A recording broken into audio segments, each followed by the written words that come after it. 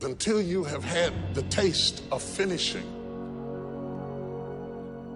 you will not respect yourself. Until you follow through, until something is done, come hell or high water, tears and struggles and pain, and you go through it anyway, and you show up and you continue to fight on no matter the circumstances. After a while, something begins to wither inside of you. How do you do that? How do you change your mind away from fear to big, hairy, audacious goals? How do you do this thing where you become what you think about? How do you think about something different? Well, you do what you're doing now, but you do it on such a consistent basis that it changes the makeup and the shape of your psyche, your spirit, and your future and your destiny. You need to learn to think, because thinking makes you act effectively in the world. Thinking makes you win the battles you undertake, and those could be battles for good things. If you can think and speak and write, you are absolutely deadly. Nothing can get in your way. Number one thing in your world is not your education. It's your dream. So what you dreaming about, y'all? What you still dreaming about? What is God still showing you in your imagination? What are you so afraid of? Why would you not take that leap and go for it before you mess around and die? Why would you not go and see what God really got for you before you leave this world? Why would you hang on to a job? If you live in paycheck to paycheck right now, when you retire, they're going to give you 1/3 of what you can't live on. They're going to give you a gold watch and a turkey, and they're going to set you on out the path. If I was you, before I leave this world, I'd go see what God really got for you. Just take a chance. Now here's why you should take the chance. Name me one time God has not pulled you through. Just name it. Name the one thing God has never pulled you through. If he ain't pulled you through it, he's currently pulling you through it right now. And the reason I know I'm telling the truth is because you're sitting in here. If God was through with you, he wouldn't wake you up no more. When he wakes you up, it's because he ain't through with you yet. He got something else for you. So why don't you go see what that is? Look, it's mostly black people in here. Why we keep living our lives like we still slaves? Why we got to live our lives like we owe them something? Man, you owe yourself something. Go be free. Go see what God got for you. Oh, Steve, that's easy for you to say. You rich. Hell, did you hear me? I lived in a car for 3 years. I took, on October 8th, I won $50. October 9th, I quit. How big a jump you want? You ain't even got to do that. A lot of y'all got saved. You may not have 3 years up, but you only need a little bit. Just jump. Go see what God got for you. Quit sitting there in your life, posturing like it's okay. Quit funking the fake. Quit faking the funk. Quit got people thinking you're something you ain't, man. Really don't want to be something. Some people quit because things are out of control. Nobody quits what you can control. But the moment you get in something where you don't get your way, or you get reprimanded, or you get corrected, or you go through this, or you go through that, or you go through the other, or it's bad conditions or bad circumstances, the first thing the immature mind says is, this is ridiculous, I quit. My self-esteem, even though I was building it up and I lost weight and stuff like that, I'm now around the most uncommon of uncommon people. And I'm like, my God, I'm here. Do I belong here? Do I belong here? So your mind has a good way of taking the path of least resistance. Whenever friction happens, friction causes growth. Whenever friction happens, that's why a lot of us don't have any growth, because when friction happens, we go the opposite direction. So in my mind, when friction happened, my mind said, oh, hey, man, let's get out of here. You're not real. You've lied your whole life. You come from this, you come from this, you can barely read. Those things, so whenever times got hard, my mind said, you're not good enough. Let's go. So my eyes and my mind were connected. So how you combat that is this. I call it the cookie jar. You have to remind yourself. We all have a story. We've all of us have gone through very hard times. But when we're in a hard time, our mind has a way of forgetting what all we've overcome. I have a way of taking one second when I want to quit and say, okay, you're doing this. So I look at my life and how I came up as the ultimate training ground versus most people look at it as why? Woe is me, God, why? Why? I had to flip this upside down and say, hang on a second. God was training me to be one of the baddest men. That's how, this was my journey. Because those things beat me, but they didn't kill me. You gotta have a permeating attitude that you're gonna win. You gotta have a positive outlook. You gotta be optimistic. You gotta know you're gonna win. You gotta, right now, you gotta say, I'm gonna win. I don't mean just this contest. I don't mean the contest. I mean, I'm gonna win.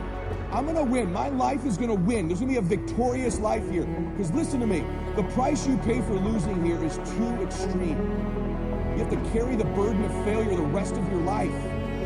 You carry that around with you if you fail here. The biggest thing that breaks my heart is you feel the spirit right now, and then when you get back, these dream stealers run into you, and they start to steal your dream, and you quit.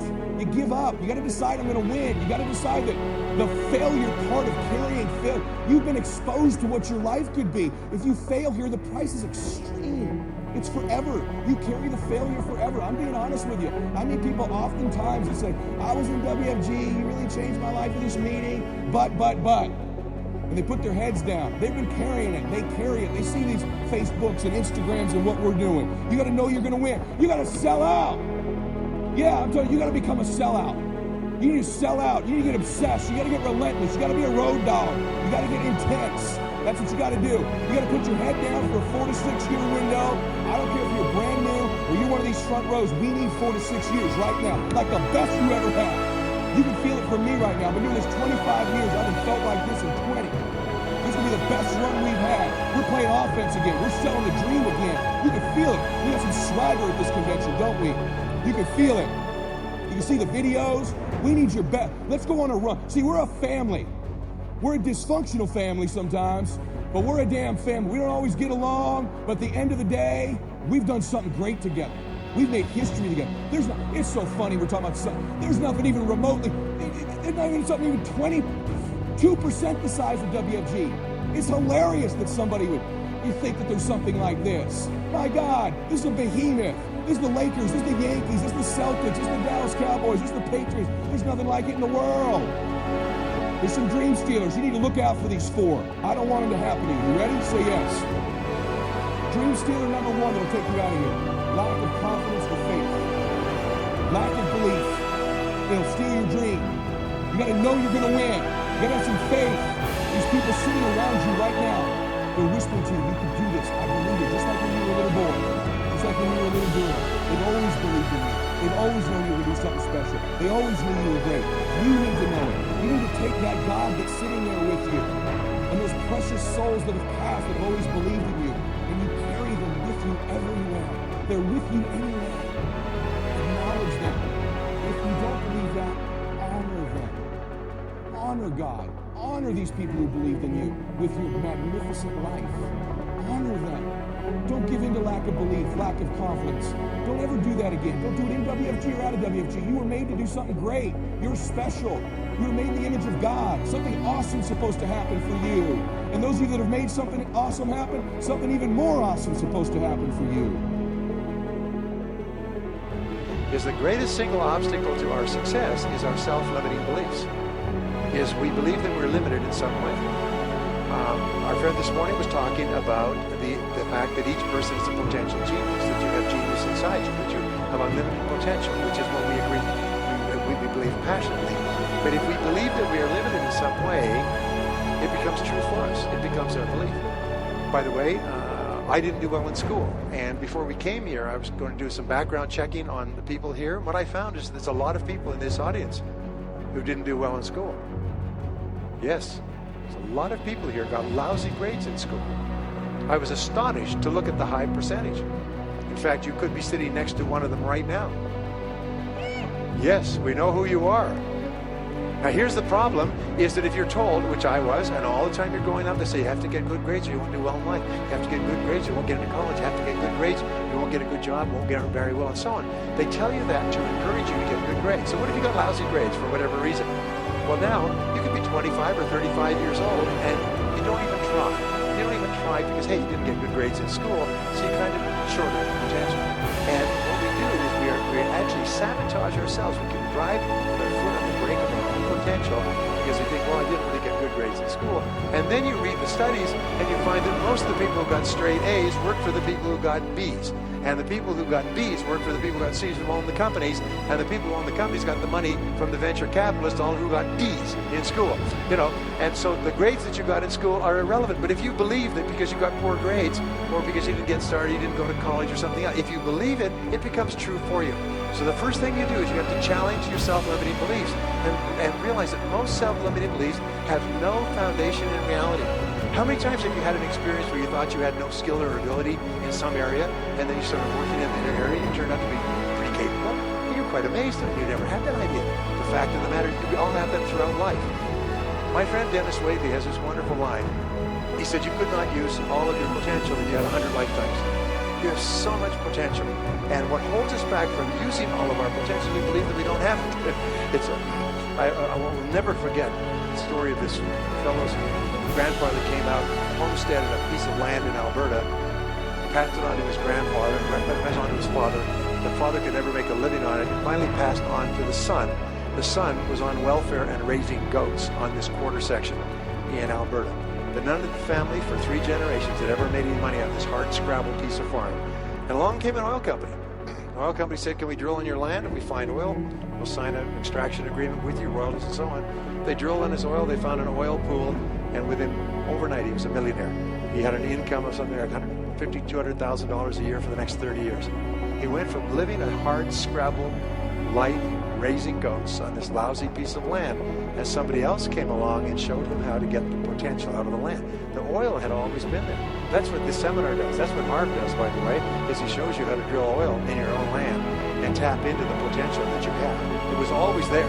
It's been there all this time. But your job is to drill. That's really important. And that's what we're here for 3 days, is to look for insights.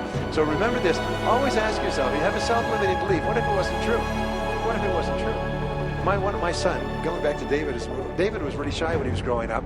And so I would say, you know, one thing I know about you, David, is you're not afraid of anything.